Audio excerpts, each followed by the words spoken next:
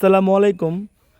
তো আজকে আমি দেখাবো কিভাবে আপনারা একটা লাইভ অ্যাকাউন্ট ক্রিয়েট করবেন, মানে ইউএসসি অ্যাকাউন্ট ক্রিয়েট করবেন, ঠিক আছে, এবং কিভাবে এমটিভাবে অ্যাড করবেন এবং কিভাবে আপনারা এক ইউএসসি অ্যাকাউন্ট থেকে আরেক অ্যাকাউন্টে ট্রান্সফার করবেন, ঠিক আছে, মানে বিটুইন মানে একই অ্যাকাউন্ট থেকে ট্রান্সফার করবেন, ঠিক আছে, আজকে আমি দেখাবো। তো এর জন্য প্রথমে আপনারা ওপেনে লাইভ অ্যাকাউন্টে ক্লিক করবেন, ঠিক আছে।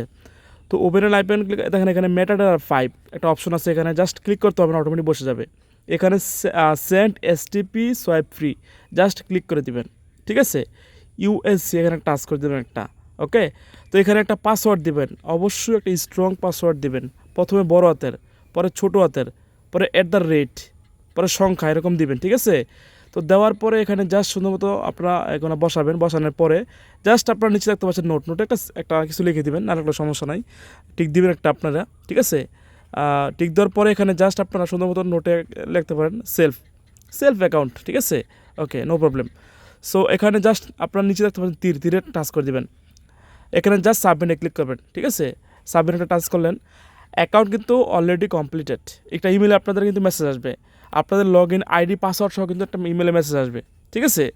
সো এখানে ব্যাক টু হোম পেজে চলে যাবেন, যাওয়ার পর দেখতে পাচ্ছেন আমার অ্যাকাউন্ট কিন্তু অলরেডি প্রসেসিংয়ে আছে, কিছুক্ষণের ভিতরে কিন্তু হয়ে যাবে, ঠিক আছে, একটু ওয়েট করবেন।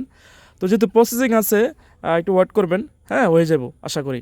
তো দেখা যাক, আমার ইমেলে কিন্তু মেসেজ চলে আসবে এবং ইমেলে কিন্তু সকল কিছু দেখা যাবে। দেখেন আমার কিন্তু already account completed, already account কিন্তু কমপ্লিট, ঠিক আছে। হয়তো 5-6 মিনিট লাগবে আপনার অ্যাকাউন্ট হইতে।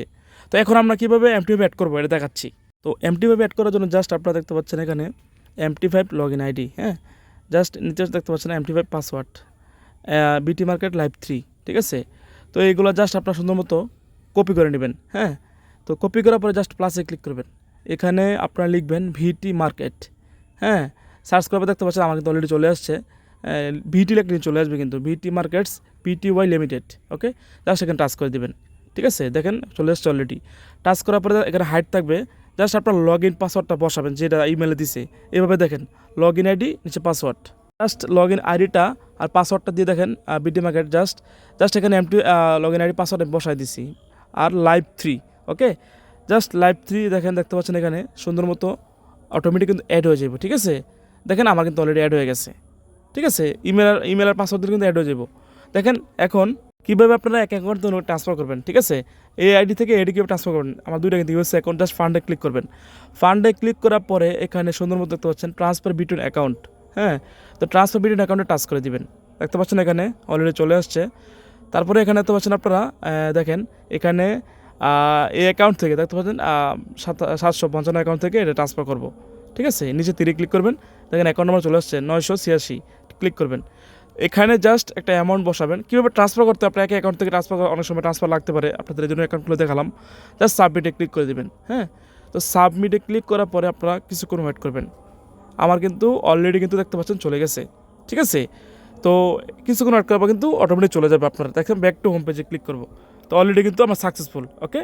তো এভাবে মূলত আপনারা কিন্তু ট্রান্সফার করবেন। তো আশা করি আপনারা ভিডিও থেকে বুঝতে পারছেন কীভাবে ট্রান্সফার করতে হয়, কীভাবে এমটিভাবে অ্যাড করতে হয়, কীভাবে এমটিভাবে মানে কীভাবে আপনারা একটা ইউএস অ্যাকাউন্ট খুলবেন, ঠিক আছে। ধন্যবাদ।